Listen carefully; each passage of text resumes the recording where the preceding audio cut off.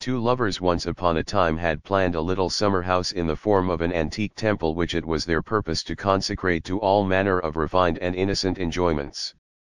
There they would hold pleasant intercourse with one another and the circle of their familiar friends, there they would give festivals of delicious fruit, there they would hear lightsome music intermingled with the strains of pathos which make joy more sweet, there they would read poetry and fiction and permit their own minds to flit away in daydreams and romance, there, in short, for why should we shape out the vague sunshine of their hopes, there all pure delights were to cluster like roses among the pillars of the edifice and blossom ever new and spontaneously.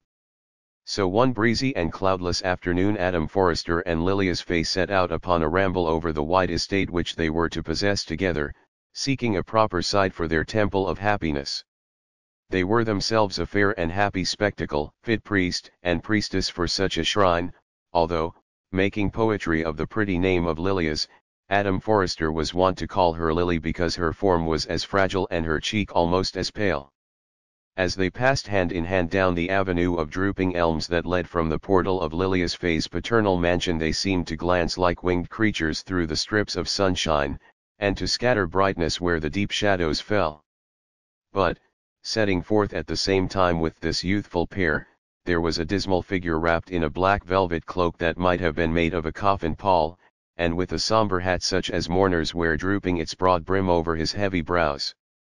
Glancing behind them, the lovers well knew who it was that followed, but wished from their hearts that he had been elsewhere, as being a companion so strangely unsuited to their joyous errand.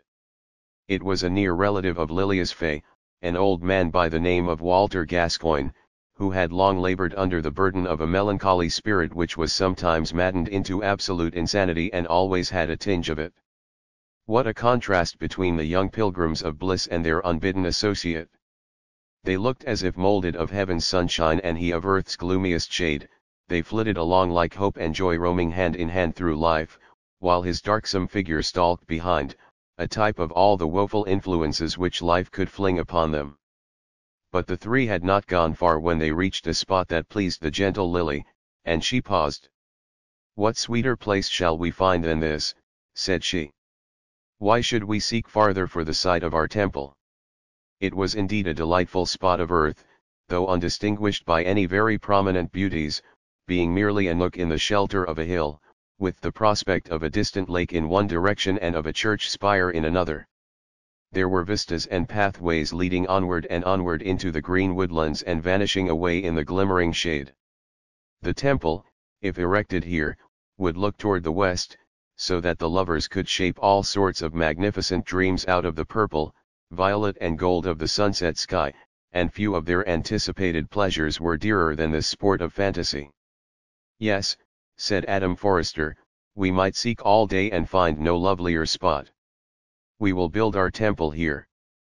But their sad old companion, who had taken his stand on the very site which they proposed to cover with a marble floor, shook his head and frowned, and the young man and the lily deemed it almost enough to blight the spot and desecrate it for their airy temple that his dismal figure had thrown its shadow there.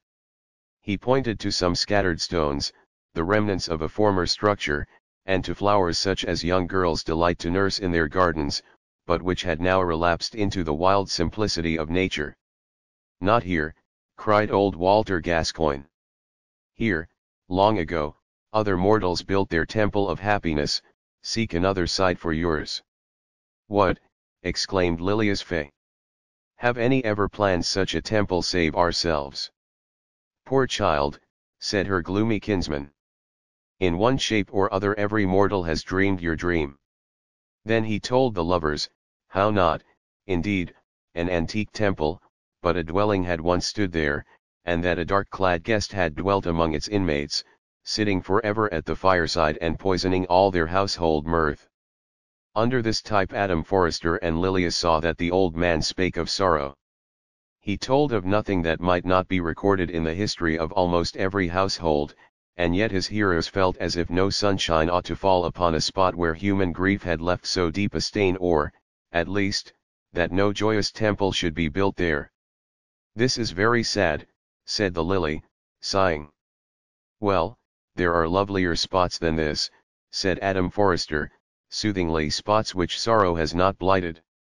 So they hastened away, and the melancholy Gascoigne followed them, looking as if he had gathered up all the gloom of the deserted spot and was bearing it as a burden of inestimable treasure. But still they rambled on, and soon found themselves in a rocky dell through the midst of which ran a streamlet with ripple and foam and a continual voice of inarticulate joy. It was a wild retreat walled on either side with grey precipices which would have frowned somewhat too sternly had not a profusion of green shrubbery rooted itself into their crevices and wreathed gladsome foliage around their solemn brows. But the chief joy of the dell was in the little stream which seemed like the presence of a blissful child with nothing earthly to do save to babble merrily and disport itself, and make every living soul its playfellow, and throw the sunny gleams of its spirit upon all. Here is the spot," cried the two lovers, with one voice, as they reached a level space on the brink of a small cascade. "This glen was made on purpose for our temple. And the glad song of the brook will be always in our ears," said Lilias Fay. "And its long melody shall sing the bliss of our lifetime," said Adam Forrester. "Ye must build no temple here," murmured their dismal companion.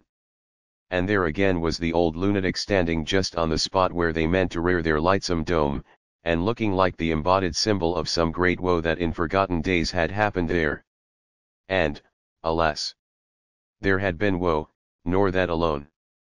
A young man more than 100 years before had lured hither a girl that loved him, and on this spot had murdered her and washed his bloody hands in the stream which sang so merrily, and ever since the victim's death shrieks were often heard to echo between the cliffs.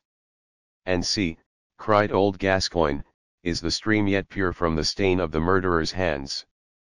"Methinks it has a tinge of blood," faintly answered the lily, and, being as slight as the gossamer, she trembled and clung to her lover's arm, whispering, "Let us flee from this dreadful vale." "Come, then," said Adam Forrester as cheerily as he could, "we shall soon find a happier spot." They set forth again, young pilgrims on that quest which every child of earth has tried in turn. And were the lily and her lover to be more fortunate than all those millions? For a long time it seemed not so.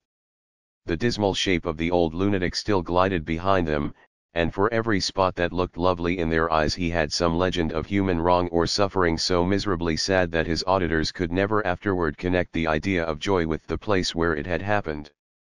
Here a heartbroken woman kneeling to her child had been spurned from his feet, here a desolate old creature had prayed to the evil one, and had received a fiendish molly goodnighty of soul in answer to her prayer, here a newborn infant, sweet blossom of life, had been found dead with the impress of its mother's fingers round its throat, and here, under a shattered oak, two lovers had been stricken by lightning and fell blackened corpses in each other's arms. The dreary Gascoigne had a gift to know whatever evil and lamentable thing had stained the bosom of Mother Earth, and when his funereal voice had told the tale, it appeared like a prophecy of future woe as well as a tradition of the past. And now, by their sad demeanor, you would have fancied that the pilgrim lovers were seeking, not a temple of earthly joy, but a tomb for themselves and their posterity. "Where in this world," exclaimed Adam Forrester, despondingly, "shall we build our temple of happiness?" "Where in this world, indeed," repeated Lilias Fay, and, being faint and weary the more so by the heaviness of her heart, the lily drooped her head and sat down on the summit of a knoll, repeating, "Where in this world shall we build our temple?" "Ah! Have you already asked yourselves that question?" said their companion, his shaded features growing even gloomier with the smile that dwelt on them.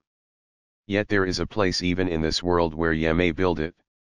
While the old man spoke, Adam Forrester and Lilias had carelessly thrown their eyes around, and perceived that the spot where they had chanced to pause possessed a quiet charm which was well enough adapted to their present mood of mind.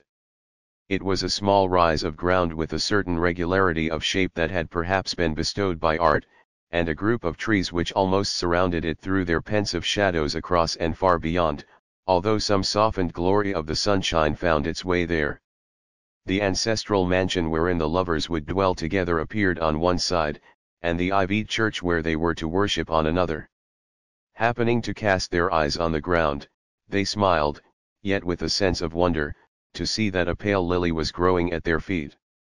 "We will build our temple here," said they, simultaneously, and with an indescribable conviction that they had at last found the very spot. Yet while they uttered this exclamation, the young man and the lily turned an apprehensive glance at their dreary associate, deeming it hardly possible that some tale of earthly affliction should not make those precincts loathsome, as in every former case. The old man stood just behind them, so as to form the chief figure in the group, with his sable cloak muffling the lower part of his visage and his sombre hat overshadowing his brows.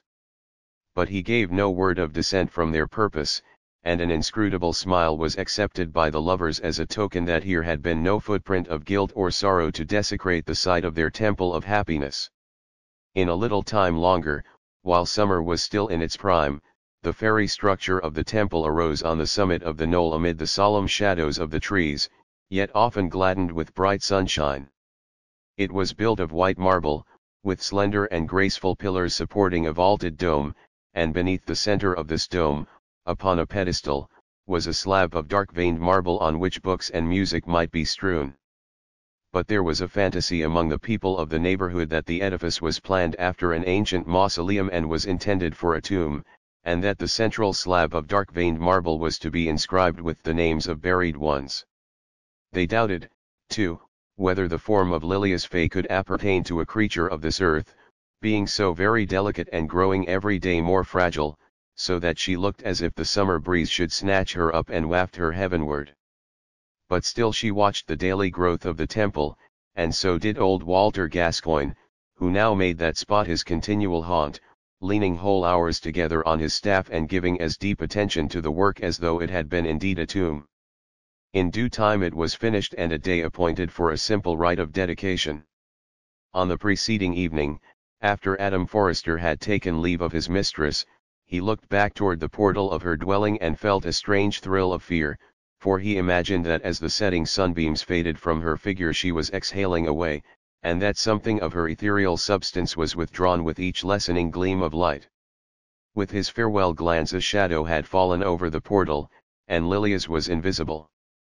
His foreboding spirit deemed it an omen at the time, and so it proved, for the sweet earthly form by which the lily had been manifested to the world was found lifeless the next morning in the temple with her head resting on her arms, which were folded upon the slab of dark-veined marble. The chill winds of the earth had long since breathed a blight into this beautiful flower, so that a loving hand had now transplanted it to blossom brightly in the garden of paradise. But alas for the temple of happiness!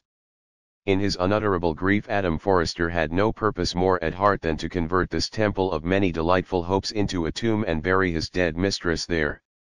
And, lo! a wonder! Digging a grave beneath the temple's marble floor, the sexton found no virgin earth such as was meet to receive the maiden's dust, but an ancient sepulcher in which were treasured up the bones of generations that had died long ago. Among those forgotten ancestors was the lily to be laid, and when the funeral procession brought Lilias thither in her coffin, they beheld old Walter Gascoigne standing beneath the dome of the temple with his cloak of pall and face of darkest gloom, and wherever that figure might take its stand the spot would seem a sepulcher. He watched the mourners as they lowered the coffin down. "And so," said he to Adam Forrester, with the strange smile in which his insanity was wont to gleam forth, "you have found no better foundation for your happiness than on a grave."